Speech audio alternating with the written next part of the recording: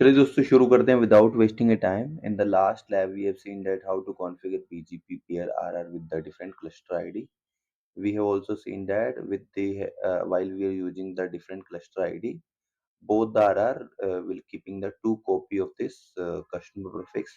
So they have a more than one copy of the customer prefix 100.100.100, and this was creating the uh, higher overhead on the route reflectors. So because RR both the route reflector have to keep the two copy. So to save the two copy means more memory will be required on the route reflector. So in this lab we will do the BGP pair. We will use the same cluster ID on both of the route reflector. And here we can see that I have configured the similar 11.11.11 cluster ID on the route reflector 1 and 11.11. Cluster ID on the route reflector 2. So let's see what will happen is, as we are using eBGP between the customer device and this cell side router 3. So and with the help of network statement, I am advertising this prefix 100.100.100.100. Okay. Once this prefix will be advertised on this eBGP peer, the this cell side router CSS3 router will receive this prefix. Okay. And what what this router will do, as this CSS3 will reflect the route, this will share this route with the both of the route reflector, because this CSS is the client of RR1 and RR2. So this will reflect the route. Okay. Once the route reflector 1 and route reflector 2 will receive the route, let's take the example of RR1. RR1 have received this route from this CSS3. Okay. So job of the route reflector is to reflect the route to their clients. Okay. For this RR, there are the three clients: CSS1, CSS2, CSS3. Okay. So RR1, when RR will reflect the route, what it will do, before reflecting the route, it will put the original. It will perform the two things. It will put the cluster ID, okay, and originator ID. Okay. So this will reflect the route to CSS1.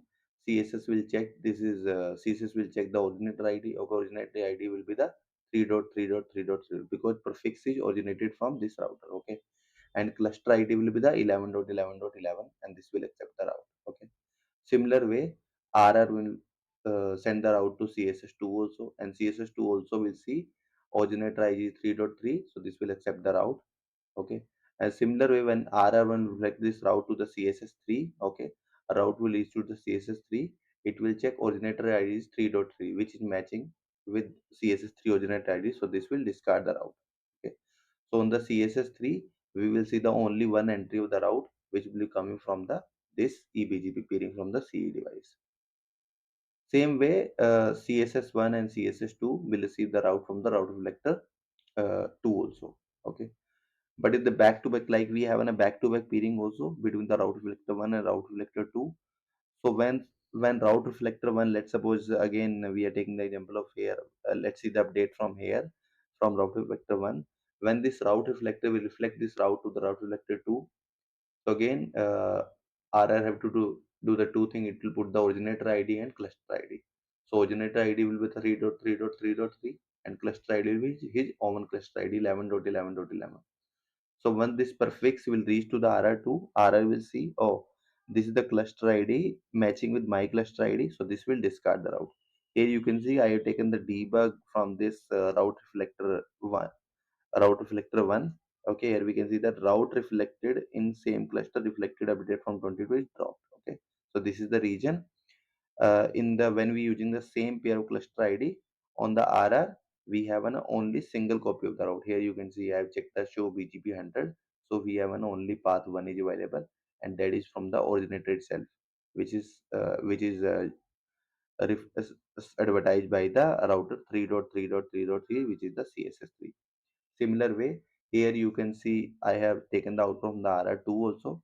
Here we have to show BGP. This have also received the route from CSS3 also, because we have an appearing with the both the route reflector.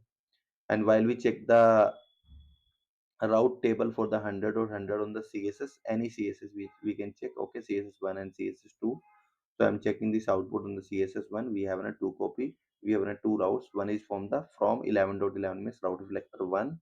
This is the loopback 0 address of route reflector 1, and 22.22, which is the loopback 0 address of route reflector 2.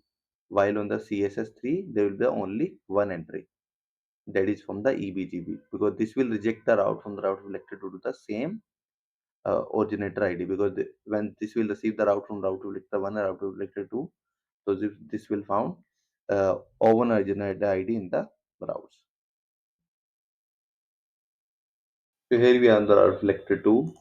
So let me first quickly show you the current config of this route reflector, and we'll go with the BGP, with the protocol step. Let me show you this is the config related to the ISS, which is the IGP protocol we're using to get the reachability between the routes. Sorry, between the routers.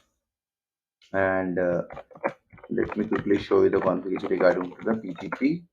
So this is we have an BGP configuration there, and these are the three clients: CSS1, CSS2, and CSS3. And we need to change the cluster ID.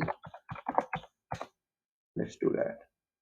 We have to go into the configuration of BGP context. In the BGP context, here we have to put the BGP cluster ID. We want same cluster in both of the router vector. Let's put here. Let's do the route, and this is the configuration we are going to commit. I've done the commit. Let's see verify. So now the cluster ID is this one. Correct.